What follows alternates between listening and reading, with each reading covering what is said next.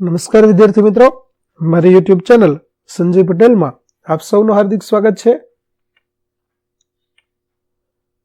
મિત્રો, આજના વિડીયોની અંદર આપણે ધોરણ 6 વિષય છે સંસ્કૃત, જેનો પાઠ 2 કે જે સત્ર 2 ની અંદર આવે છે, જેનું નામ છે દક્ષિણ પાદમ.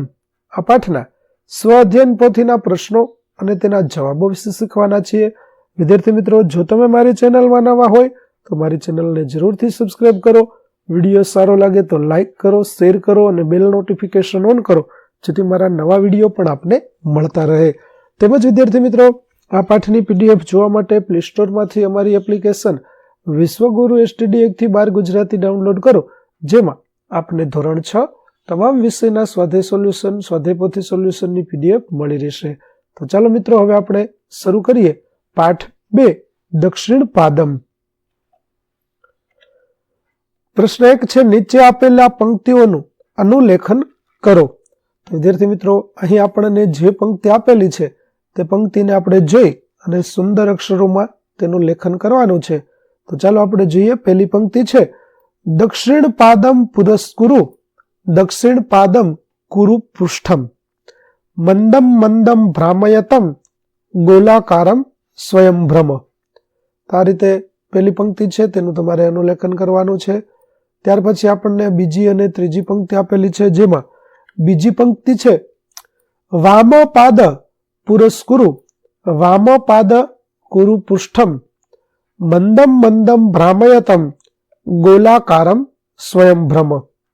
ત્યાર પછી ત્રીજી પંક્તિ આપેલી છે, જેમાં ત્રીજી પંક્તિ છે, દક્ષિણ હસ્તમ પુરસ્કુરુ, દક્ષિણ હસ્તમ કુરુ પૃષ્ઠમ, મંદમ મંદમ ભ્રામયતમ, ગોલાકારમ સ્વયંભ્રમ. તો આ પ્રકારે ત્રીજી પંક્તિ છે, તેનું અનુલેખન આપણે કરવાનું છે.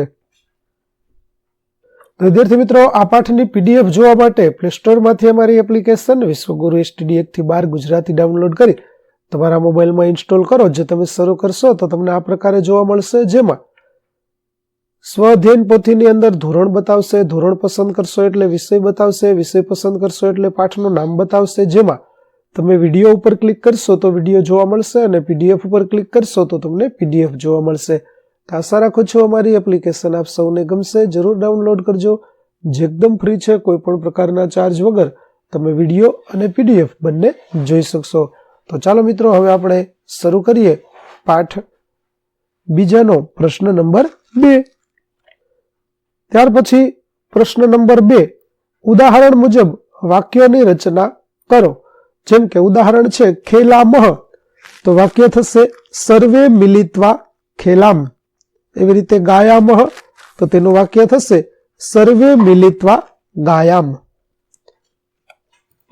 ત્યાર પછીનું વદામ, તો તેનું વાક્ય થશે સર્વે મિલિત્વા વદામહ. ત્રીજું છે ગચ્છામહ, તો તેનું વાક્ય થશે સર્વે મિલિત્વા ગચ્છામહ. ચોથું વાક્ય છે ખાદામહ, તો તેનું વાક્ય આપણે બનાવીશું સર્વે મિલિત્વા ખાદામહ. પાંચમું છે નૃત્યામહ, તો તેનું વાક્ય થશે સર્વે મિલિત્વા નૃત્યામહ. ત્યાર પછી પ્રશ્ન નંબર 3, તમારા શિક્ષક બોલે તે પ્રમાણે શ્રુત લેખન કરો. તો અહીં શબ્દો સાંભળી અને તમારે શ્રુત લેખન કરવાનું છે. તો ચાલો આપણે જોઈએ.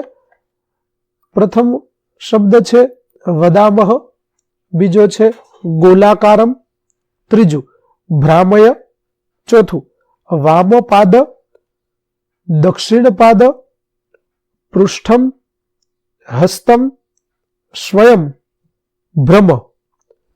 ત્યાર પછી સામે આપેલા છે તે જોઈએ.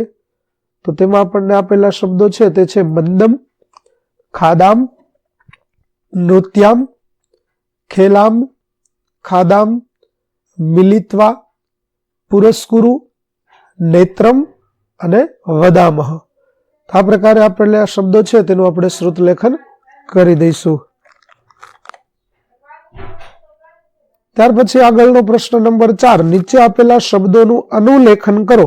તો વિદ્યાર્થી મિત્રો, અહીં આપેલા શબ્દો છે તે પણ તમારે અહીંથી જોઈ અને લખવાના છે. જેમાં પહેલો શબ્દ છે મંદમ, બીજો સ્વયં, ત્રીજો ભ્રામય, ચોથો ગોલાકારમ, પાંચમું તમ. ત્યાર પછી છઠ્ઠો શબ્દ દ્વયમ, 7મો શબ્દ ભ્રમ, 8મો શબ્દ હિ, 9મો શબ્દ કુરુ, 10મો શબ્દ ખાદામહ. તો આ પ્રકારે આપણે તે શબ્દો જોઈ અને તેનું અનુલેખન કરીશું. ત્યાર પછી પ્રશ્ન નંબર 5, ચિત્રના આધારે અંગોના નામ લખો.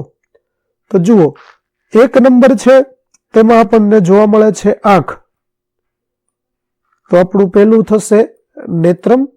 ત્યાર પછી 2 નંબરમાં આપણને કાન જોવા મળે છે, તો કાનને સંસ્કૃતમાં કર્ણઃ કહેવાય. ત્યાર પછી 3 નંબરમાં આપણને નાક જોવા મળે છે, તો આપણે લખીશું નાસિકા. 4 નંબરમાં આપણને હોઠ જોવા મળે છે, તો આપણે લખીશું ઓષ્ઠઃ. ત્યાર પછી 5 નંબર છે તેમાં આપણને અંગૂઠો બતાવવામાં આવ્યો છે, તો આપણે લખીશું અંગુષ્ઠઃ. 6 નંબરમાં આપણને હાથ બતાવવામાં આવ્યો છે, તો આપણે લખીશું હસ્તઃ. ત્યાર પછી વિદ્યાર્થી મિત્રો 7 નંબરમાં આપણને અહીં જુઓ પગ જોવા મળે છે, તો આપણે લખીશું પાદઃ. અને 8 નંબરમાં આપણને આંગળીઓ જોવા મળે છે, તો આપણે લખીશું અંગુલી. તો વિદ્યાર્થી મિત્રો અહીં આપણું પાઠ 2 દક્ષિણ પાદમ ના સ્વઅધ્યયન પોથીના પ્રશ્નો અને તેના જવાબો છે તે પૂરા થાય છે.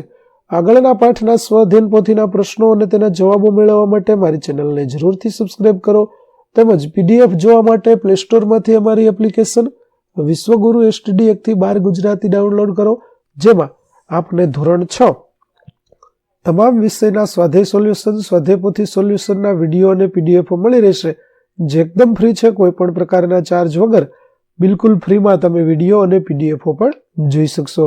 તો ચાલો મિત્રો, ફરી મળીશું આપણે નવા પાઠ સાથે. ત્યાં સુધી આવજો.